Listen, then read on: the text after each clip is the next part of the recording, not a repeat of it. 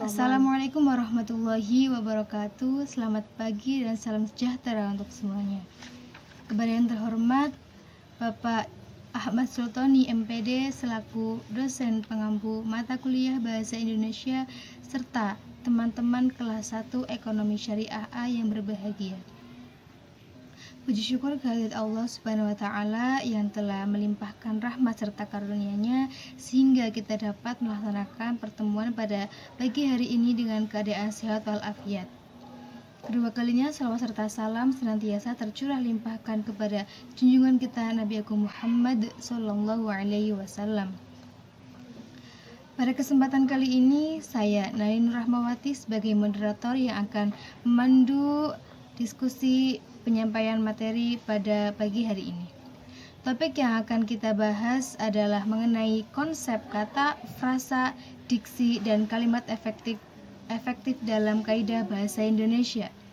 Sebelum pemaparan materi dimulai, saya akan memperkenalkan anggota dari kelompok 3. Yang pertama ada Nani Nur Rahmawati dengan NIM 2141102011142. Yang kedua ada Sandrina Anis Marina dengan NIM 2141102011223. Yang ketiga ada Nova Nur Latifah dengan NIM 2141102011129. Yang keempat ada Wuri Indah Prastiwi dengan NIM 2141102011177.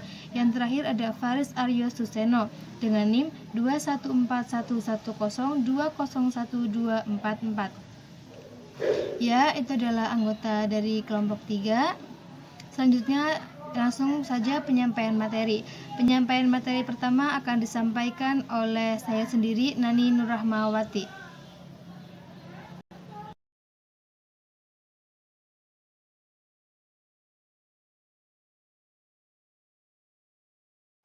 Ya, memasuki materi yang pertama adalah pengertian kata dan jenisnya. Apa sih itu yang dinamakan kata?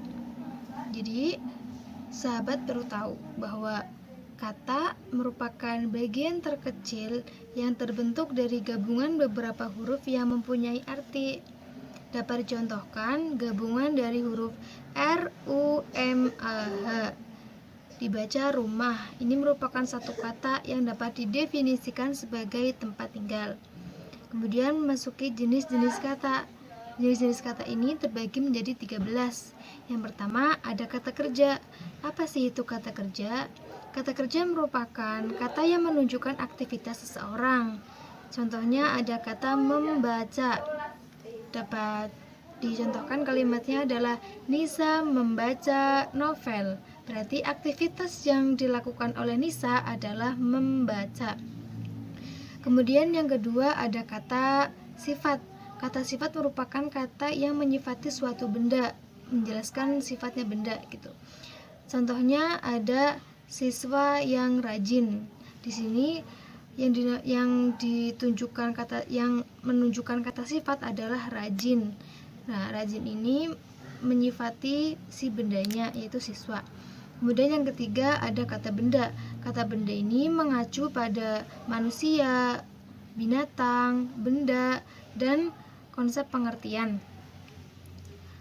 Dapat dicontohkan kalimatnya itu ada mahasiswa yang rajin. Berarti di sini bendanya itu adalah mahasiswa karena mahasiswa merupakan merupakan manusia gitu. Terus yang keempat ada kata pronomina atau kata ganti.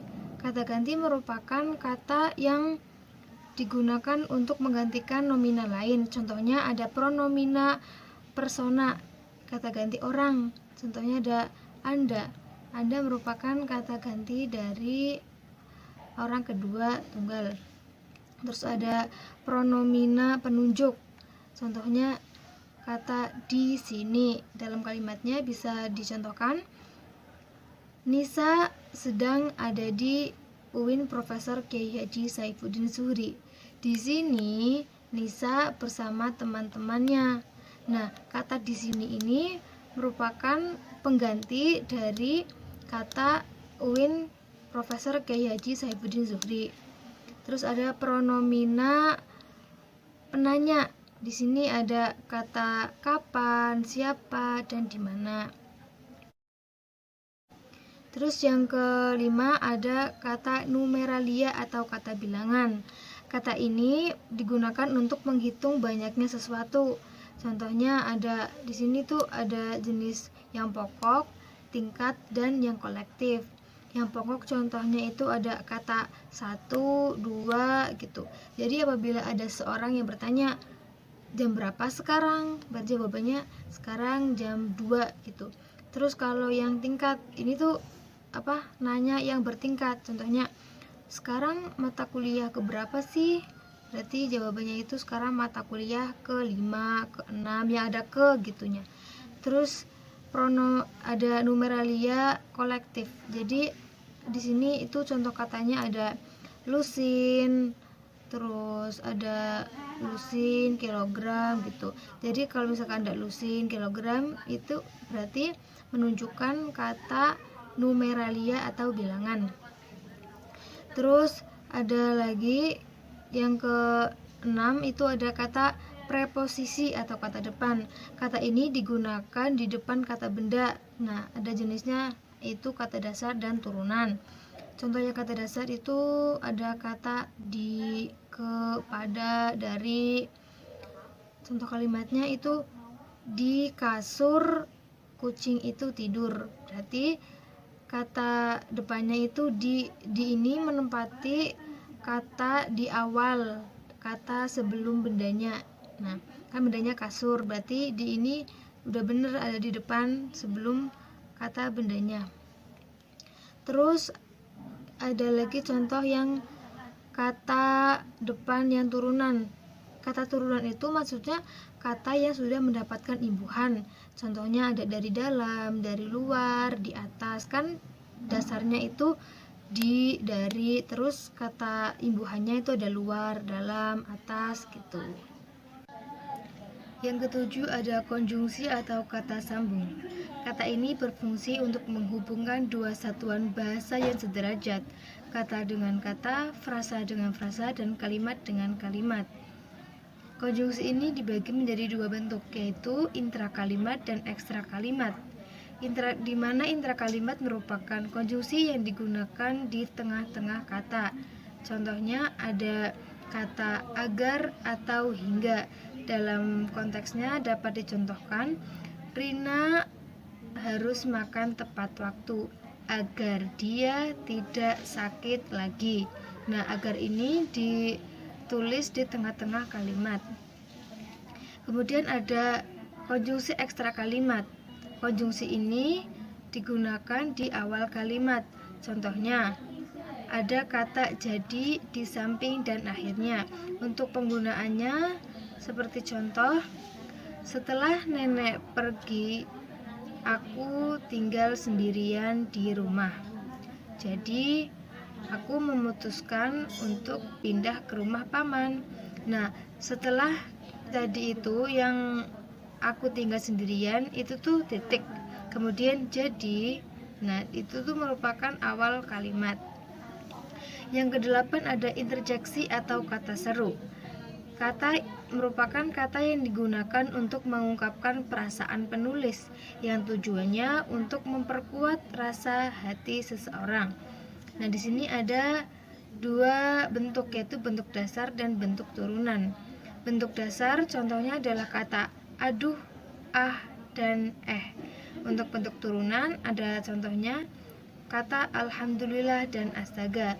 Jadi kata ini merupakan kata untuk mengungkapkan perasaan si penulis. Contoh kalimatnya ada, misalkan dia sedang bahagia, dia itu mengungkapkan dengan kata alhamdulillah. Nah, seperti itu.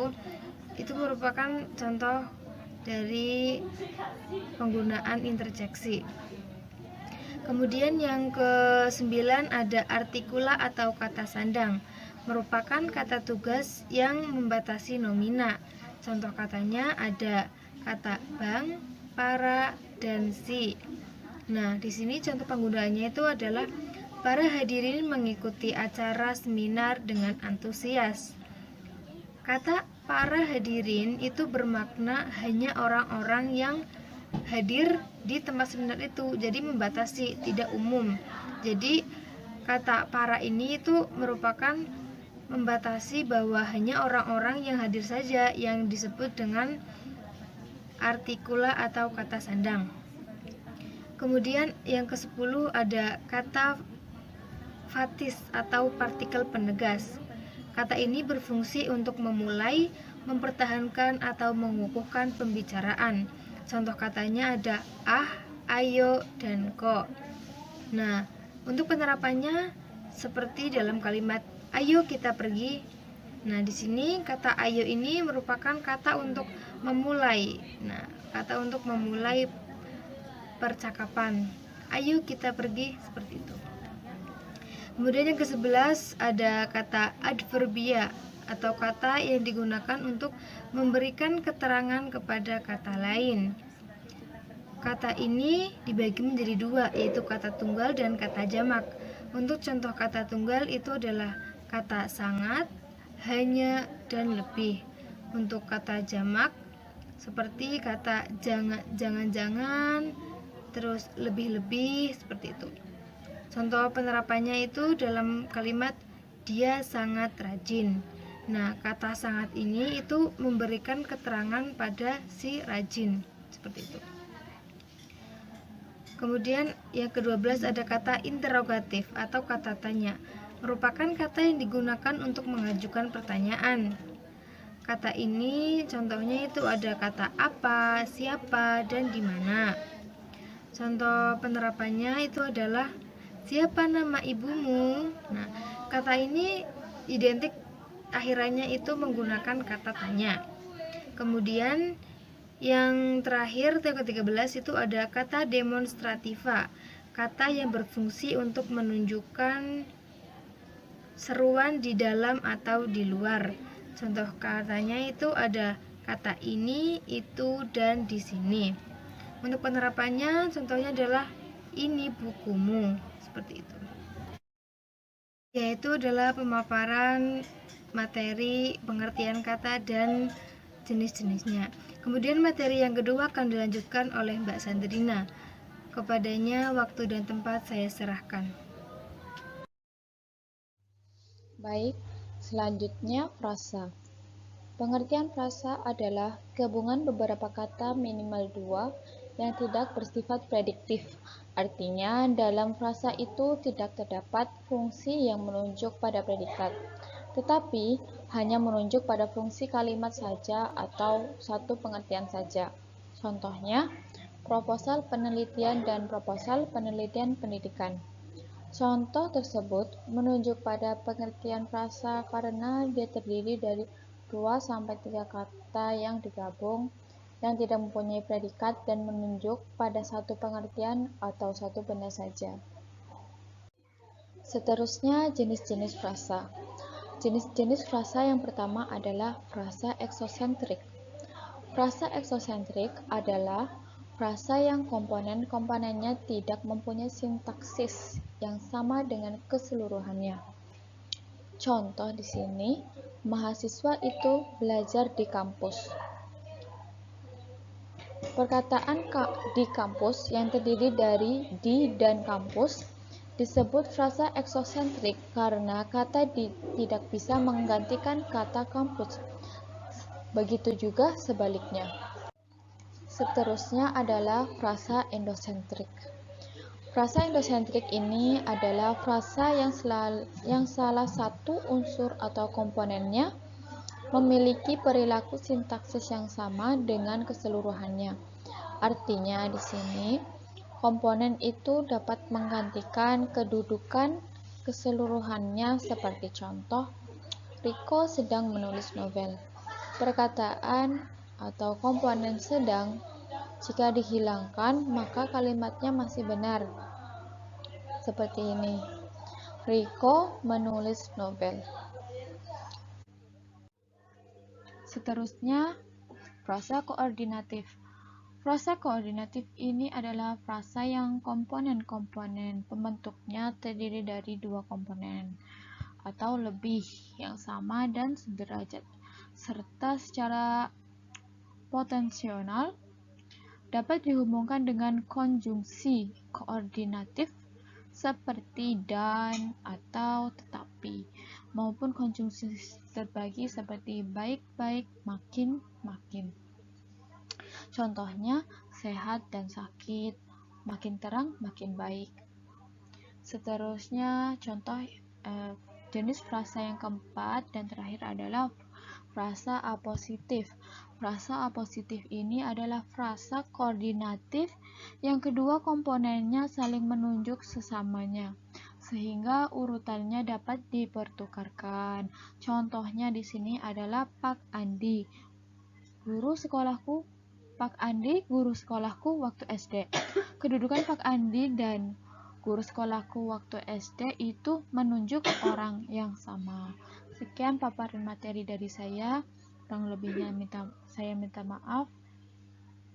Saya kembalikan kepada moderator. Terima kasih.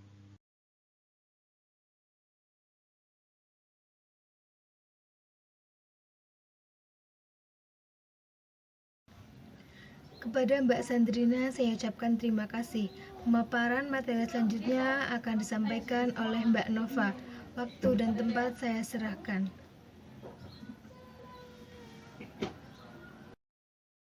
Saya di sini akan menjelaskan tentang kalimat dan contoh-contohnya. Kalimat adalah satuan bahasa terkecil yang mengungkapkan pikiran atau informasi secara utuh. Kalimat memiliki dua jenis, yaitu kalimat tunggal dan kalimat majemuk. Kalimat tunggal yaitu kalimat yang mempunyai satu proposi sehingga mempunyai satu predikat saja, atau sering disebut dengan kalimat yang memiliki satu klausa. Contohnya, para mahasiswa melakukan demonstrasi di jalan raya. Terus yang kedua, mereka pergi ke kampus. Yang jenis kedua yaitu kalimat majemuk. Kalimat majemuk adalah kalimat yang memiliki lebih dari satu proposi sehingga memiliki paling tidak lebih dari dua predikat, tetapi tidak dapat menjadi satu kesatuan. Kemudian, kalimat majemuk selalu berwujud dua klausa atau lebih. Jika hubungan antara satu klausa dengan klausa yang lainnya dalam satu kalimat itu menyatakan koordinatif atau sejajar, maka disebut dengan majemuk sejajar. Contohnya, dosen menerangkan materi kuliah dan para mahasiswa menyimak dengan sesama. Kata dan termasuk majemuk setara. Kemudian, jika ada hubungan subordinatif atau bertingkat, maka disebut dengan majemuk bertingkat. Contohnya, aku akan mengerjakan tugas kuliah saat bahan-bahan materinya terkumpul. Kata saat termasuk kata majemuk bertingkat.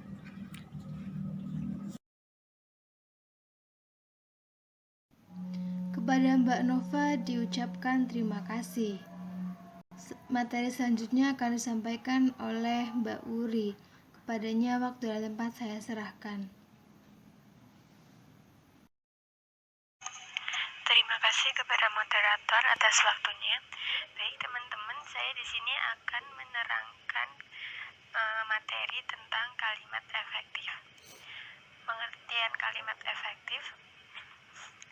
Kalimat efektif dapat diartikan sebagai susunan kata yang mengikuti kaidah kebahasaan secara baik dan benar. Selanjutnya, ada ciri kalimat efektif. Ciri kalimat efektif ada 5, yaitu keutuhan, kesejajaran bentuk, ketegasan makna, dan kelogisan kalimat. Yang pertama, keutuhan. Kalimat efektif harus memiliki kata baku yang utuh, sehingga menjadi kalimat yang mudah dipahami secara formal. Yang kedua, ada kesejajaran. Yang dimaksud kesejajaran di sini adalah kelengkapan struktur dan penggunaannya. Yang ketiga, ada kesejajaran bentuk. Ciri-ciri yang satu ini menyangkut soal imbuhan dalam kata-kata yang ada di kalimat, sesuai kedudukannya pada kalimat itu. Pada intinya, kalimat efektif haruslah berimbuhan paralel dan konsisten. Yang keempat, ada ketegasan makna. Tidak selamanya subjek harus diletakkan di awal kalimat. Namun, memang peletakan subjek seharusnya selalu mendahului predikat. Akan tetapi, dalam beberapa kasus tertentu, kalian bisa saja meletakkan keterangan di awal kalimat untuk memberi efek penegasan. Ini agar pembaca dapat langsung mengerti gagasan utama dari kalimat tersebut. Penegasan kalimat seperti ini biasanya dijumpai pada jenis kalimat perintah, larangan, ataupun anjuran yang umumnya diikuti partikel lah ataupun. Kelogisan kalimat. Ciri-ciri kalimat efektif terakhir yang amat krusial menyangkut kelogisan kalimat yang kalian buat. Kelogisan berperan penting untuk menghindari kesan ambigu pada kalimat. Karena itu, buatlah kalimat dengan ide yang mudah dimengerti dan masuk akal agar pembaca dapat dengan mudah pula mengerti maksud dari kalimat tersebut. Ya, sekian pemaparan materi dari saya. Kurang dan lebihnya mohon maaf, saya kembalikan ke moderator.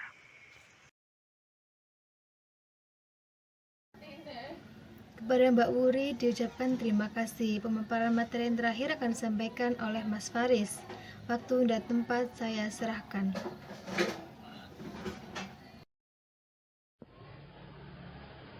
Selanjutnya saya akan membawakan materi tentang pemilihan kata atau diksi. Nah, diksi ini memiliki pengertian tersendiri menurut Bapak Susilo Mansurudin, yang merupakan sebuah pemilihan kata yang sesuai serta tepat yang dapat memberi suatu nilai pada kata untuk para pembaca. Nah, pemilihan kata yang tepat ini berguna untuk mencegah kesalahan dalam menafsirkan kata-kata yang berbeda. Kemudian, diksi ini memiliki arti tersendiri dalam KBBI, yang dimana menurut KBBI diksi adalah pemilihan kata yang tepat dan selaras dalam penggunaannya untuk mengungkapkan gagasan sehingga diperoleh efek tertentu seperti yang diharapkan.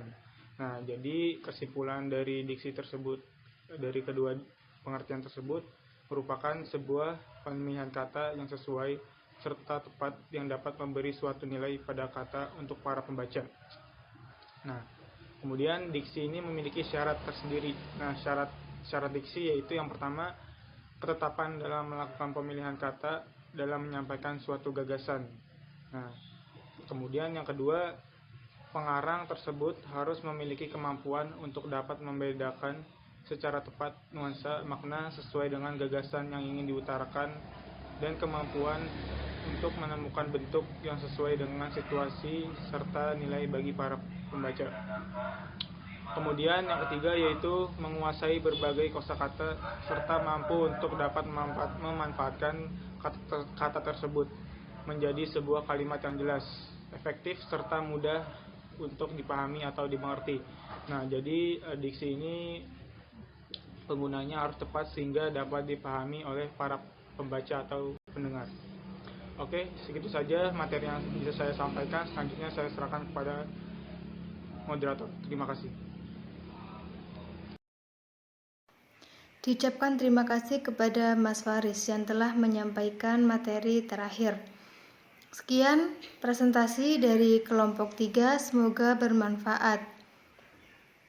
Wabillahi taufiq wal hidayah. Wassalamualaikum warahmatullahi wabarakatuh.